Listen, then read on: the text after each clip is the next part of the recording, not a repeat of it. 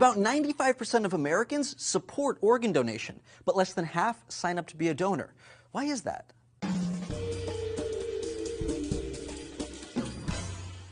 Hey there, conscious collection of organs. Jules here for D News. No one knows exactly why people refuse to be organ donors. Organ donation is a tricky subject, and it's super individual. According to one study, most people gathered information on organ donation by watching scientifically inaccurate shows like Grey's Anatomy. Another study backed up that data, showing more than half of people learned what they know about donation from television, and another 12% from their friends. Unsurprisingly, 72% of people were afraid of organ donation. So let's burst this anatomically gray bubble and talk about what actually happens during organ donation. First, if a patient enters a hospital, literally no one is thinking about whether or not they're an organ donor. If it's an emergency, then they're working to save the person's life, and if not, they're trying to make them healthy again. But it's a fact of life that they don't always succeed. If the person does die, only then do they check if the person was a donor. Only then.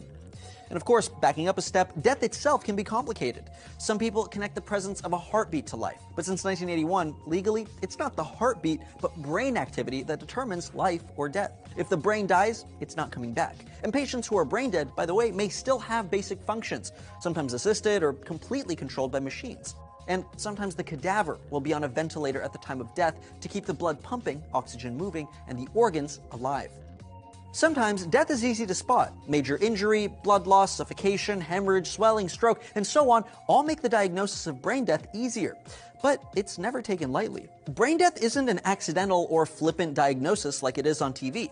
There's no fancy machine with colorful charts monitoring your brain activity. Instead, doctors, yes, there are two, will conduct a brain death test. According to the American Academy of Neurology, this means checking for reflexes controlled by the brainstem. They'll shine a light into the pupil, scratch the back of the throat, poke to cause minor pain, and put water in the ear canal trying to get eye reactions. If there's no response, they're disconnected from the ventilator to see if they have a respiratory drive, or if they want to breathe. If they react to none of these, doctors then decide that the person's brainstem isn't controlling their body, and they're considered brain dead. The ventilator is turned back on and the family is informed. The doctors then check donor rolls and discuss final wishes with the family.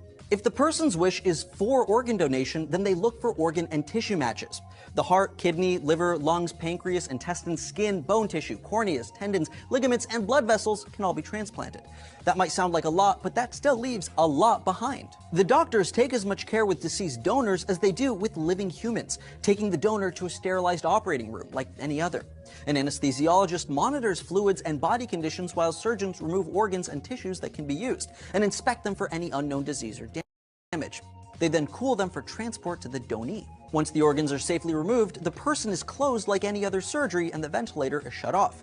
The body is cleaned, hair is washed, and the body is returned to the family. Real quick, there are a lot of myths out there about this process. Donors can have an open casket funeral. There's no problem with that. Organ donation is performed just like any other surgery.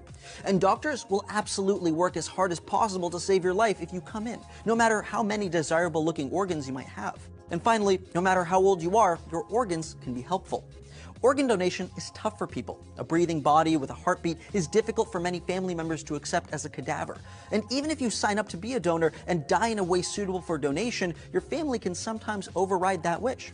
That said, only 3 in 1,000 people die in such a way that allows for donation. They have to be generally healthy, without viral infection, and they have to die in a hospital setting.